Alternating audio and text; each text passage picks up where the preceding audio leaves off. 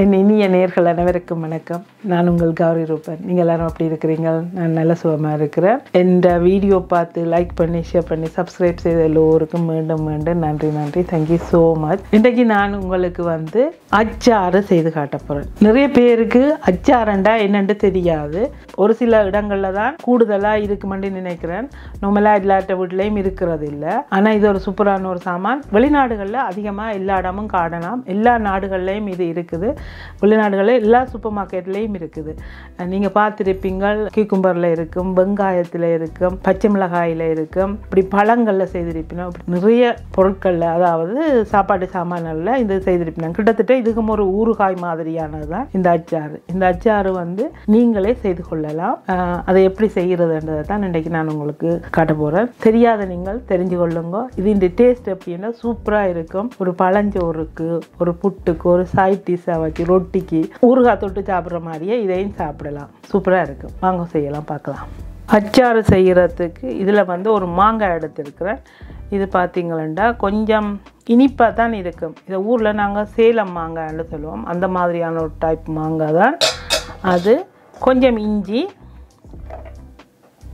அடுத்தது ஒரு 2 ஃபுல் கையளவு வெங்காயம், சின்ன வெங்காயம் உடைச்சி வச்சுருக்கிறேன். 2 கேரட், சுரைக்காயில் யாருமே போடுறதில்லை. நான் உங்களுக்கு இந்த சுரைக்காயில் போடுறேன். சுரைக்காய்க்கு பதிலாக வெள்ளரிக்காய், பப்பாசிக்காய், நீங்கள் சாப்பிட்ற எந்த மிளகறி வேணுமென்றாலும் செய்யலாம். கத்தரிக்காயை விட இந்த மாதிரியான மிளகறி, இந்த வெள்ளரிக்காயிலேயே நிறைய விதமான வெள்ளரிக்காய் இருக்குது. சுரைக்காய், பூசணிக்காய், இதில் கூட நீங்கள் இந்த அச்சாறு போடலாம். அடுத்தது பச்சை மிளகாய். நான் 2 விதமான பச்சை மிளகாய் எடுத்திருக்கிறேன். கிட்டத்தட்ட 2மே ஒரே மாதிரியான உரைப்பில் தான் இருக்கும்.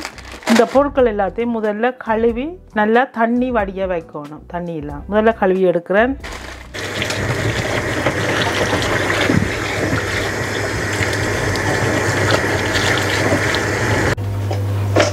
கழுவின வெங்காயம், பச்சை மிளகாய், இஞ்சி, கேரட் எல்லாத்தையும் ஒரு நல்ல சுத்தமான துணியில் நல்லா தண்ணியை உலர விடணும். தண்ணி இல்லாத அளவுக்கு ஒட்டை வடிய வைக்கணும்.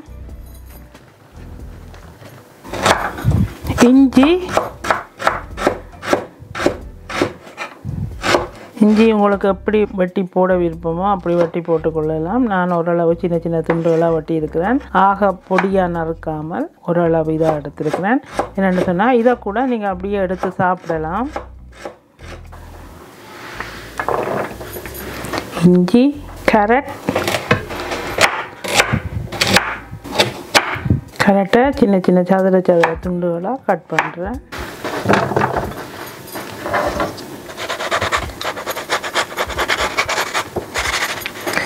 மாங்காய் வெட்டவே வாய் ஊறுத்து.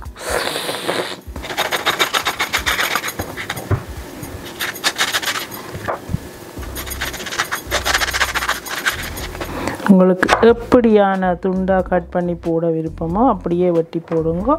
நான் ஓரளவு அப்படியே எடுத்து கடித்து சாப்பிடக்கூடிய மாதிரி ஒரு துண்டில் கட் பண்ணுறேன்.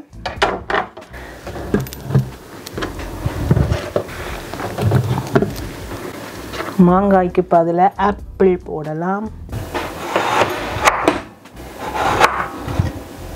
இவ்வளோ எங்களுக்கு போதும். இதில் இருக்கிற விதை எதுவும் எடுக்க தேவையில்லை. அந்த சீட்ஸ் எல்லாம் அப்படியே இருக்கலாம்.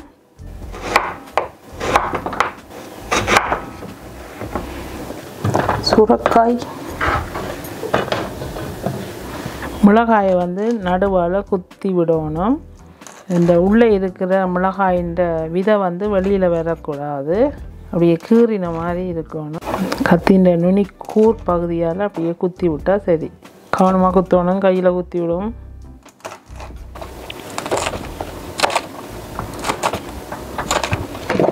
பச்சை மிளகாய்,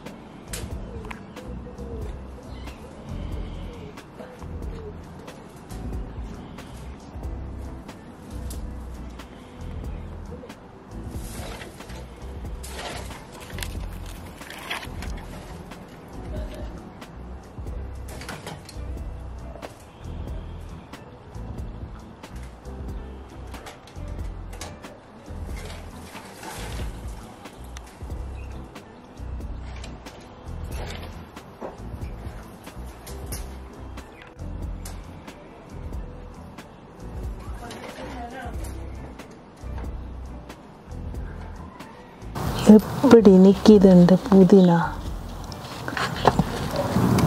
இப்போ நாங்கள் இதுதான் இப்போ தான் தழைச்சி வருகுது.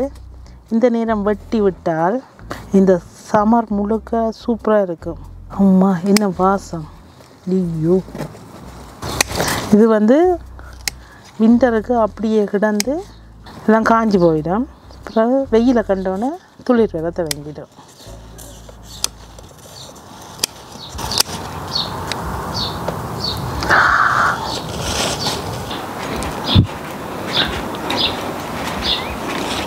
கொஞ்சம் ரோஸ்மெரி,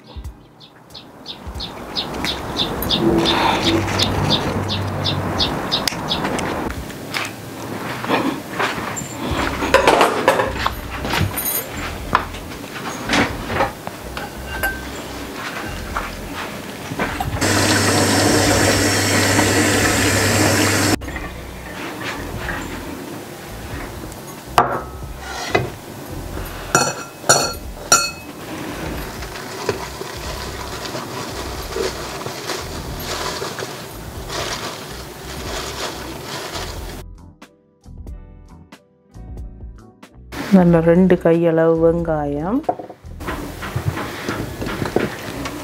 ஒரு பெரிய ஒரு சட்டி எடுத்திருக்கிறேன். அதுக்குள்ள நல்ல குளிர் தண்ணியை, இது வந்து 2 லிட்டர். உங்களுக்கு எவ்வளவு தண்ணி வேணுமென்றாலும் சேர்க்கலாம்.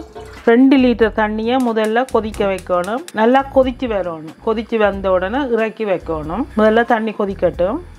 இப்போ இந்த அச்சாருக்கு போடுறதுக்கு கடுகு, மிளகு, வெந்தயம் இந்த 3ஐயும் லைட்டாக வறுக்கணும். இந்த ஒரு பேன் எடுத்திருக்கேன். இந்த பேன் வந்து சூடாயினா காணும். அதாவது வெந்தயமோ கடுகோ மிளகோ நல்லா வறுக்கக்கூடாது. அந்த அடிபடுறதுக்காண்டி தான் நான் கொஞ்சம் வறுக்கிறேன். இப்போ இந்த பேன் சூடாயின உடனே நிப்பாட்டிட்டு அதில் கடுகையும் வெந்தயத்தையும் மிளகு இந்த 3ஐயும் சூடாக்கி இறக்க போகிறேன். அதே நேரம் தண்ணியும் கொதிக்கட்டும். ஒரு காஃபி போட்டேன்னா குடிப்ப மாட்டேன். அது ஆறி போயிட்டு திரும்ப மைக்ரோவேவில் வச்சு குடிக்க போகிறேன்.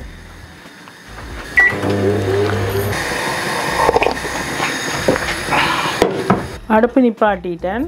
ஒரு மேசக்கரண்டி மிளகு, ஒரு மேசக்கரண்டி கடுகு, அரை தேக்கரண்டி வெந்தயம்.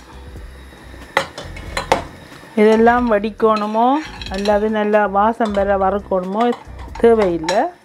லைட்டாக சூடாக்கிட்டு இதை நான் அறுவல் நொறுவலாக அடிக்க போகிறேன். நல்லா பவுடரை அடிக்காமல் அறுவல் நொறுவலாக அடித்தா போதும். ஓகே, இந்த சட்டி சூடே காணும். தண்ணி கொதிச்சிட்டுது. இப்போ இதை நிப்பாட்டி ஆற வைப்போம். ஒரு நிகச்சூட்டு அளவில் சுடுற அளவு வரைக்கும் ஆற வைக்கணும். நல்லா ஆறணுமெண்டில் லைட்டான சூடு இருந்தால் போதும். இப்போ இது கொதித்த தண்ணியை ஆறட்டும்.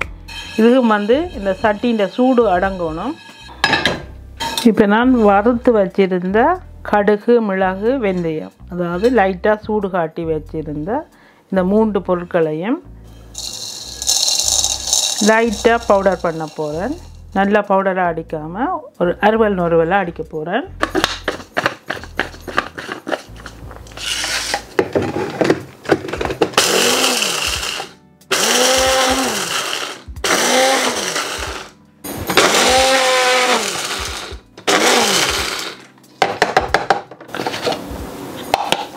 இது போதும். சூப்பரான ஃப்ளேவராக இருக்குது. வாவ்! இதில் வந்து நான் 3 போத்தில் எடுத்திருக்கேன். இந்த 3 போத்திலையும் ஒன்றில் வந்து மிக்ஸ் பண்ணி எல்லா மரக்கறியையும் போடுறேன். மாங்காய், கேரட் மிக்ஸ் பண்ணி போடுறேன். வெங்காயம், சுரைக்காய்,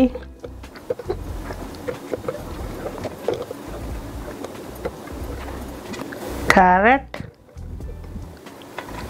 கொஞ்சம் பச்சை மிளகாய்,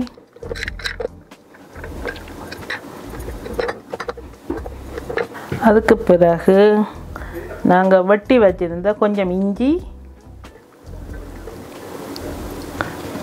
மேலே இன்னும் கொஞ்சம் வெங்காயம்,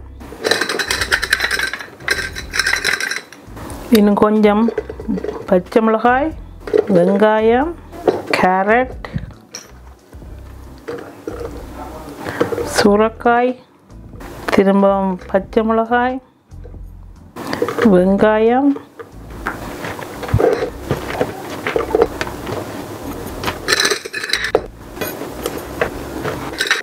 கொஞ்சம் இஞ்சி,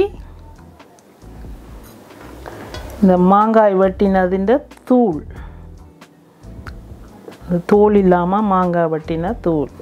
ஓகே, அடுத்தது இது வந்து ஃப்ளேவருக்காக சில பேருக்கு வந்து இந்த வினிகர் பிடிக்காது. அது இந்த வாசனை வந்து ஒரு சிலருக்கு பிடிக்காமல் இருக்கும். அதனால் உங்களுக்கு விருப்பம்னு சொன்னால் இந்த ரோஸ்மேரி கொஞ்சம் போடலாம். அது இந்த நிறைய போட தேவையில்லை, ஒரு கொஞ்சம் அந்த ஃப்ளேவர் வந்து சூப்பராக இருக்கும். ஓகே, ஒன்றுக்கு ரோஸ்மேரி, ஒன்றுக்குள்ள கொஞ்சம் புதினா.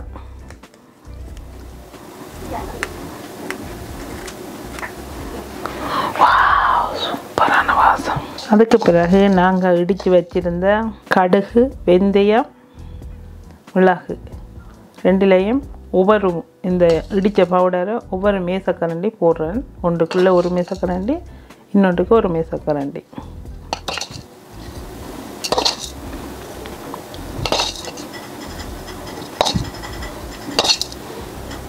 ஓகே, இதை வந்து ஒரு சைட்டாக வச்சுட்டு இந்த சுடு தண்ணி வந்து லைட்டான நிகச்சூட்டு அளவில் இருக்குது. சூடு நிகச்சூடு, அதாவது கை வைக்கக்கூடிய அளவு சூடில் இருக்குது. இந்த தண்ணிக்குள்ள உப்பு 3 மேசக்கரண்டி உப்பு, 1 2 3, 2 லிட்டருக்கு 3 மேசக்கரண்டி உப்பு. சீனி, நான் ப்ரௌன் சுகர் எடுத்திருக்கிறேன், இது வந்து 2 மேசக்கரண்டி.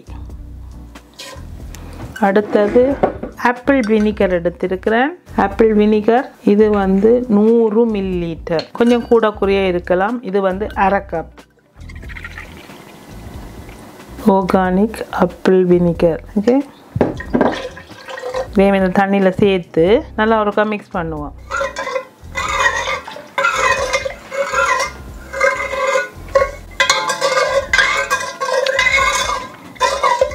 உப்பு, சீனி எல்லாம் நல்லா கரையணும். மிக்ஸ் பண்ணிவிட்டு இதை டேஸ்ட் பண்ணி பார்க்கலாம் எப்படி இருக்குதான்னு சொல்லி.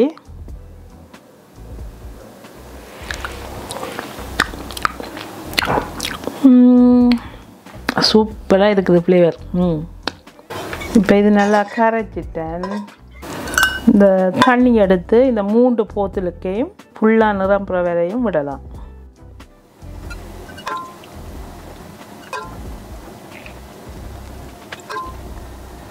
ஓகே, அடுத்தது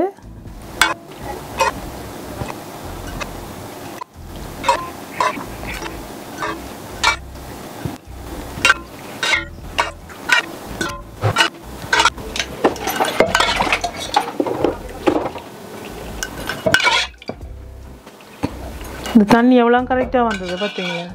எப்படி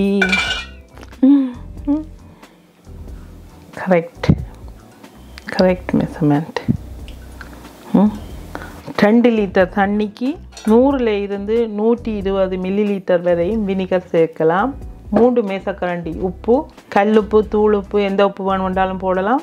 அடுத்தது சீனி, 2 மேசக்கரண்டி சீனி. இந்த சீனி போட்டு வைக்கும்போது இந்த மரக்கறிகளின் கலர் மாறாமல் அப்படியே இருக்கும். ஒரு லைட்டான கலர் மாறி இருக்கும், ஆனால் பார்க்க வடிவாக இருக்கும். இதை வந்து அப்படியே நாங்கள் கரண்டியால் வடிவாக இதன்ட்டு மிக்ஸ் பண்ணிவிட்டு லைட்டாக உள்ளே போகிற மாதிரி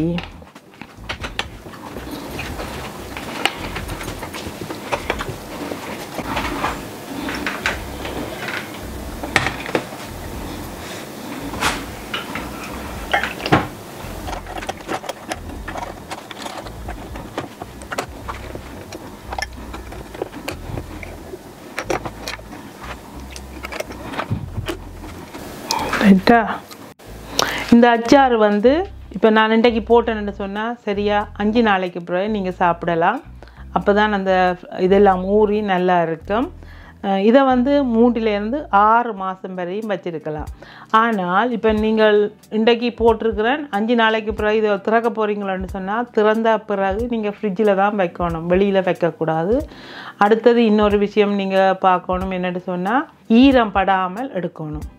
கரண்டியால் தட்டி எடுக்கணும், கையால் எடுக்கக்கூடாது. அப்போ தான் கெட்டு போகாமல் இருக்கும். இல்லைன்னு சொன்னால் எங்களோட கை பட்டாலே சாப்பாடுகள் கெட்டு போயிடும். நீங்கள் கரண்டியை வச்சு எடுக்கணும்.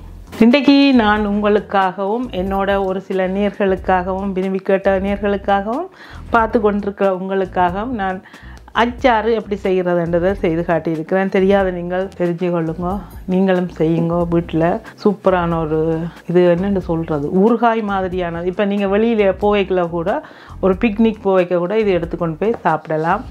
இப்போ புளிசோறு, தக்காளி சாதம், புளியோதரை, லெமன் ரைஸ், ஃப்ரைட் ரைஸ் இந்த மாதிரி சாப்பாடுகளுக்கு சூப்பராக இருக்கும் வச்சு சாப்பிட. ஒரு சாண்ட்விச் போட்டால் கூட இதை வச்சு சாப்பிடக்க நல்லா இருக்கும். டின் ஃபிஷ்ஷும் பானும் சாப்பிடக்க கூட இதை சாப்பிடலாம். நீங்கள் நல்லா இருக்கும், சாப்பிட்டு பாருங்க. சரியா, நீங்கள் தெரிஞ்சு கொள்ளுங்க. இத்துடன் இந்த வீடியோ முடிச்சு கொண்டு மீண்டும் நல்ல ஒரு வீடியோட நான் உங்களை சந்திக்கிறேன். நன்றி, வணக்கம். அதுக்கு முதல்ல இந்த வீடியோ பார்த்து லைக் பண்ணி ஷேர் பண்ணி சப்ஸ்கிரைப் செய்ய எல்லோருக்கும் மீண்டும் மீண்டும் நன்றி நன்றி நன்றி. Thank you so much. தேங்க்யூ.